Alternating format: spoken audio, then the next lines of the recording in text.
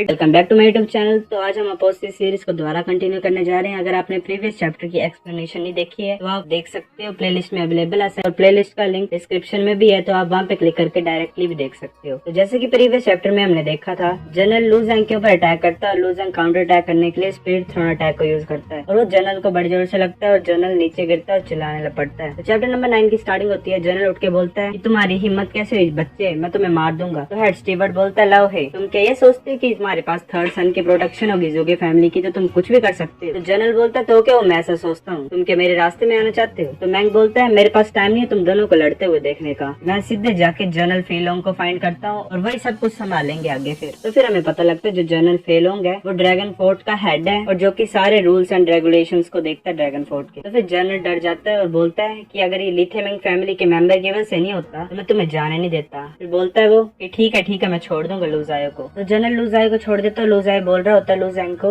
कि जो पर्सन है इस सीन के पीछे वो है हेटियान चैंग, मुझे कुछ करना पड़ेगा मेरे ब्रदर्स के लिए जो कि मारे गए उस मिशन के दौरान। स्टीवर्ट बोलता है, ऐसे तो मुझे मास्टर ने तुम्हारे इंस्ट्रक्शंस को फॉलो करने के लिए बोला है, और जो यूगे फैमिली है और हेटियान चैंग और ट्विन चार्ज हैं जो मतलब ब्रदर्स हैं, वो बड़े ज्यादा पावरफुल पर्सन है। मैं तो तुम्हें ये एडवाइस देता हूँ कि तुम उनसे दूर रहो और अवॉइड करो वरना वो तुम्हें मार देंगे। लू ज़ैंग बोलता है कि ब्रदर लू ज़ाओ, तुम चिंता मत करो, ये सब मेरी वजह से हुआ है। मिशन के दौरान मुझे मारना चाहते थे और मेरी वजह से क्विंगलैंड टीम भी इन्वॉल्व हो गई इस केस में। मैं अकेला काफी हूँ उन ब्रदर्स को अवेंज करने के लिए। फिर हमें नेक्स्ट मॉर्निंग का सीन दिखाया जाता है जहाँ पे लू ज़ायो और लू ज़ैंग जा रहे होते हैं एक रास्ते से। तो आगे जनरल और हेइशा और बाइशा खड़े होते हैं। तो जनरल बोलता है, बिना किसी की प्रोटेक्शन से तुम सभी यहाँ पे मारे जाओगे। तो हेइशा और बाइशा ब्लैक और व्हाइट शेडोज में कन्वर्ट हो जाते हैं। जो हेइशा होता है वो ब्लैक शेडो होता है, जो बाइशा होता है वो व्हाइट शेडो होता है। तो बाइशा लू ज़ैंग के सामने आ जाता है तो लू ज़ैंग उसे पंच मारता है पर उसे कुछ फर्क नहीं पड़ता। फिर बाइशा जो व्हाइट स्मोक होती है उसको एक पंच में कन्वर्ट कर लेती है और लू ज़ैंग को मारता है। लू ज़ैंग पीछे की तरफ हो जाता है। फिर लू ज़ैंग अपनी बॉडी को गोल्डन ऑरा से सराउंड कर लेता है। तभी हेइशा अटैक कर देता है लू ज़ैंग के ऊपर। लू ज़ैंग उस ब्लैक शेडो को मारने की कोशिश करता है पर वो ब्लैक शेडो एक पंच के टाइप में फॉर्म हो जाती है और लू ज़ैंग को पीठ पे मारती है बड़ी जोर से, और साथ में बाइशा भी लू ज़ैंग को बड़ी जोर से किक मारता है। लू ज़ैंग पीछे जाके गिरता है। तो हेइशा बाइशा को बोल रहा होता है कि ये बच्चा बड़ा ज्यादा अजीब है, अगर कोई हमसे बड़ा ज्यादा स्ट्रॉन्ग भी होता है तो भी वो इतने ज्यादा हिट नहीं ले सकता हमसे। तो बाइशा बोलता है, ये तो तुमने सच बोला, ये बच्चा बड़ा ज्यादा अजीब है, चलो हम इसे असली डर दिखाते हैं कि असली डर क्या होता है। तो फिर वो दोनों ट्विन अटैक करते हैं जो कि 9 ड्रैगन फ्रेंजी, जिसमें ड्रैगन्स फॉर्म हो जाते हैं और लू ज़ैंग की तरफ अटैक करने लग पड़ते हैं। तो लू ज़ैंग आइज क्लोज कर लेता है और कंसंट्रेट करने लग पड़ता है। जो लू ज़ैंग की कॉन्शियसनेस होती है वो एक स्पेयर के रूप में चेंज हो जाती है ताकि वो डिटेक्ट कर सके जो ट्विंस ब्रदर शाह है उनकी मूवमेंट्स को। इस टेक्निक से वो छोटी चेंजेस जो हो रही है सराउंडिंग में उनको भी देख पा रहा होता है, जैसे कि ग्रास कैसे ग्रो हो रही है और जो जमीन के अंदर क्या हो रहा है। तो फिर लू ज़ैंग अपनी आइज ओपन कर देता है तो वो ड्रैगन कुछ नहीं कर पा रहे होते हैं क्योंकि वो उसकी कॉन्शियसनेस स्पेयर के रूप में चेंज हो जाती है। वो हर एक चीज को देख पा रहा होता है, मूवमेंट्स को उनकी। तो हेइशा एक पेड़ से अटैक करने लग पड़ता है लू ज़ैंग की तरफ। तो लू ज़ैंग उसे बड़ी आसानी से डॉज कर लेता है और अपने फ्लाइंग नाइफ को बाइशा की तरफ फेंकता है। तो फ्लाइंग नाइफ बाइशा के स्पेयर को कट करके उसकी गर्दन को भी साथ में कट कर देता है। तो हेइशा चलाता है जोर से बाइशा और लू ज़ैंग उसकी तरफ पेट थ्रोन अटैक यूज कर देता है और वो एक टाइम के लिए स्टन हो जाता है बाइशा। तो फिर लू ज़ैंग अपना फ्लाइंग नाइफ उसकी तरफ फेंकता है और उसकी गर्दन को भी कट कर देता है। तो इस सभी को काउली देख रहा होता है और काउली बोलता है, प्लीज मुझे मत मारो, मुझे छोड़ दो, हम तो सेक्ट के भाई है ना एक दूसरे के। तो लू ज़ैंग बोलता है अच्छा। तो फिर काउली एक पॉइजन नीडल को निकालता है और लू ज़ैंग की तरफ फेंक देता है। फिर हमें पता लगता है जो पॉइजन नीडल होती है वो उसमें लकलेस पॉइजन होता है, अगर वो डायरेक्ट बॉडी में एंटर करे तो बंदा मरता ही है, ये 100% होता है। तो लू ज़ैंग उसे नीडल को बाहर निकाल देता है और बोलता है लकलेस पॉइजन, ये इतना ज्यादा स्ट्रॉन्ग भी नहीं है। फिर काउली बोलता है ये तो इम्पॉसिबल है। फिर लू ज़ैंग उसकी तरफ फ्लाइंग नाइफ फेंकता है और फ्लाइंग नाइफ उसको 2 हिस्से में काट देता है। फिर लू ज़ैंग भाग रहा होता है बचने के लिए, तो उसके पीछे आइस के अटैक हो रहे होते हैं। तो हमें पता लगता है वो आइस के अटैक करने वाला जनरल होता है। जनरल बोलता है, तुमने मुझे बड़ा ज्यादा ह्यूमिलेट किया था पहले, मैं तुम्हें जीने नहीं दूंगा। तो तुम क्या सोच रहे हो तुम ड्रैगन फोर्ट को आसानी से लीव कर पाओगे। तो लू ज़ैंग भाग रहा होता है, जनरल पीछे पीछे आ रहा होता है। जनरल एक आइस पेयर को क्रिएट करता है, लू ज़ैंग की तरफ फेंकता है और लू ज़ैंग का शोल्डर डैमेज हो जाता है इसकी वजह से। लू ज़ैंग फ्लाइंग नाइफ को जनरल की तरफ फेंकता है तो वो आइस की शील्ड क्रिएट करता है जनरल, और फ्लाइंग नाइफ उस शील्ड को तोड़ के जनरल की तरफ बढ़ने लग पड़ता है। तो जनरल उस नाइफ को बड़ी मुश्किल से डॉज करता है, ग्राउंड पे डॉज करता है नाइफ से बचने के लिए, पर नाइफ फिर भी उसका पीछा नहीं छोड़ रहा होता है। तो फिर जनरल आइस के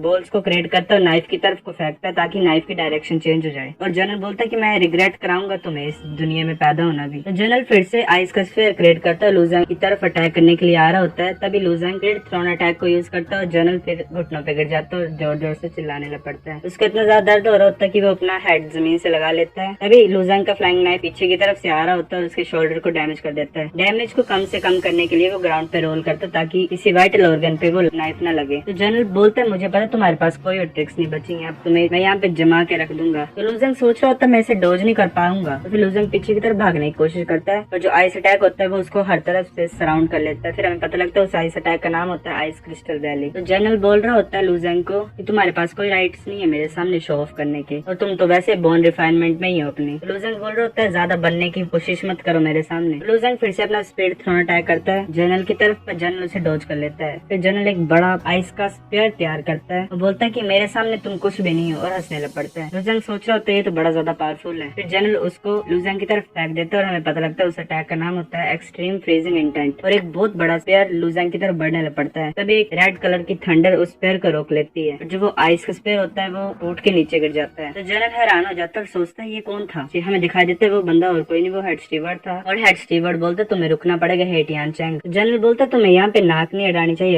अपने काम से काम रखो। हेड स्टीवर्ड बोलता है कि हेटियान चैंग तुम्हें तुम्हारी गलतियों का पता नहीं है, तुम कब से पैसा खाते आ रहे हो या वहाँ से, और मिलिट्री गाइडलाइंस को अपने मर्जी से चेंज कर दे रहे हो, और अपने साथियों को झूठे इल्जामों से जेल में डाल दे रहे हो। तो तुम्हें शर्म नहीं आ रही खुद को मिलिट्री का पार्ट बोलने से। तो जनरल बोलता है तो क्या वो मैं कर रहा हूँ चेंज, तो मैं यहाँ पे लो हूँ, और ऊपर से ये बात है कि तुम मुझे हरा भी नहीं सकते। तो हेड स्टीवर्ड बोलता है हाँ मुझे पता है कि तुमने जो एक्सट्रीम फ्रीजिंग इंटेंट है वो मास्टर कर लिया है, मैं तुम्हें डिफीट नहीं कर सकता। अगर मैं तुम्हारे जैसे सेम लेवल पे भी होता फोर्थ इनिशिएटर एलएम में भी, और मुझे नहीं लगता कि तुम्हारी जो स्ट्रेंथ है वो तुम्हें बचा पाएगी जनरल की गुस्से से। तो फिर एकदम से जो होता है वो ग्राउंड हिलने लग पड़ता है, और जो आइस का अटैक किया होता है जनरल ने, जो आइस की प्रिजन टाइप क्रिएट की होती है वो टूटने लग पड़ती है। और हमें दिखाई देता है कि स्मोक में से एक इंसान बाहर आ रहा होता है, वो और कोई नहीं होता है, वो होता है जनरल फीलोंग, जो कि सिंबल होता है रॉयल आर्मी का, और लॉ इन्फोर्समेंट करता है सभी के ऊपर, जो कि होता है डिवाइन सोल रियलम में। जनरल के सामने खड़ा हो जाता है और बोलता है कि हेटियान चैंग मैंने तुम्हें चांस दिया था तुम्हारी कल्टीवेशन को 3 लेवल से इंक्रीज करने के लिए, तुम क्या सोच रहे हो तुम कुछ भी कर सकते हो, तो तुम ऐसे मुझे रिपे कर रहे हो। तो फिर हेटियान चैंग अपने घुटनों में गिर जाता है और बोलता है जनरल ये मेरी गलती नहीं है, ये सब मुझे ज़्यूगे फैमिली ने फोर्स किया था करने के लिए। तो फिर जनरल बोलता है अच्छा। तो हेटियान चैंग नीचे गिर के कांप रहा होता है। तो जनरल बोलता है कि ये मैटर नहीं करता कि ज़्यूगे फैमिली के पास कितनी ज्यादा पावर है, वो मिलिट्री लोगों को चेंज नहीं कर सकते, और ना ही रॉयल आर्मी को, और तुम कमांडर रॉयल आर्मी के, तुमने आर्मी लोगों को इग्नोर किया है और मुझे डिसअपॉइंट किया है। कोई आखिरी शब्द है तुम्हारे बोलने के लिए मुझे। तो हेटियान चैंग सोच रहा होता है, फिर वो एकदम से भागने लग पड़ता है पीछे देख के। तो जनरल बोलता है हाँ मेरे सामने भाग रहे हो, इतनी हिम्मत। जनरल अपनी उंगली को उठाता है और एक लेजर टाइप उसकी उंगली से फायर होती है। उस लेजर की वजह से हेटियान चैंग के हर्ट पे छेद हो जाता है और वो नीचे गिर जाता है, तभी मर जाता है। लूजंग बोल रहा होता है कि मैं पूछ सकता हूँ कि आप जनरल फेल होंगे।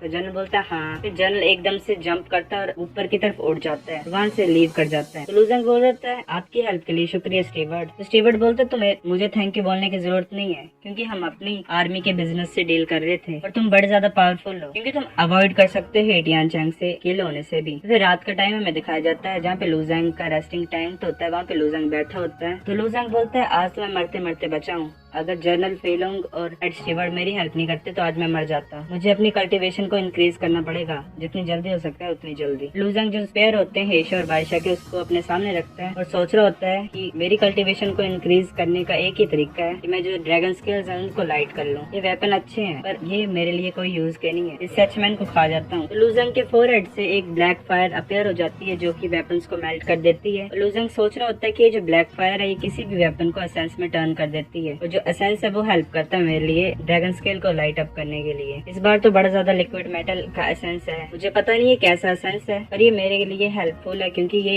ड्रैगन स्केल को लाइट अप करने के लिए यूज होता है। तो लूजंग उस ब्लैक एसेंस को एब्जॉर्ब कर लेता है और जो ड्रैगन स्केल्स हैं वो लाइट अप होने लग पड़ते हैं। लूजंग सोच रहा होता है ऐसा लग रहा है कि मुझे और ज्यादा वेपन चाहिए और स्क्वायर क्रिस्टल चाहिए ड्रैगन स्केल को लाइट अप करने के लिए। यहाँ पे थिंग्स तो सेटल हो गई है इस टाइम, मुझे क्योंकि सेक्ट में वापस जाना चाहिए। तो फिर हमें अगली सुबह को दिखाया जाता है जहाँ पे लूजाई और उसके साथी चले होते हैं। लूजाई बोलता है मैं बड़ा ज्यादा थैंकफुल हूँ ब्रदर लुओ तुम्हारे लिए, और क्योंकि नान की टीम की तरफ से मैं तुम्हें थैंक यू बोलता हूँ। लूजंग बोलता है मैंने ज्यादा कुछ नहीं किया, ये सब जनरल फेलोंग है जिन्होंने मुझे हेल्प किया था इस सिचुएशन में। ये सोचने की बात नहीं है और ये हैरान होने की बात भी नहीं है कि वो सिंबल है रॉयल आर्मी के। तो लूजाई और बाकी उसके साथी भी हैरान हो जाते हैं, बोलते जनरल फेलोंग। फिर वो बोलता है लूजंग को कि तुम जा रही हो क्या वापस इंडियन सेक्ट में ब्रदर लुओ। तो फिर लूजंग से गले मिलता है और बोलता है हाँ ये अब वापस जाने का टाइम है। तो लूजाई बोलते हैं अपना ध्यान रखना ब्रदर लुओ, हम दोबारा कभी मिलेंगे। फिर हमें दिखाया जाता है लूजंग कैरेज में बैठ जाता है और अपनी बहन के बारे में सोच रहा होता है, और वो फ्लाइंग कैरेज इंडियन सेक्ट की तरफ निकलने लग पड़ती है। तो गाइस चैप्टर नंबर 9 इतना ही था। अगर आपको वीडियो पसंद आई तो लाइक करो, नहीं भी आई फिर भी लाइक कर दो, शेयर करो अपने दोस्तों के साथ, कमेंट करो अगर नेक्स्ट चैप्टर चाहिए कि नहीं, सब्सक्राइब करो। तब तक के लिए बाय बाय।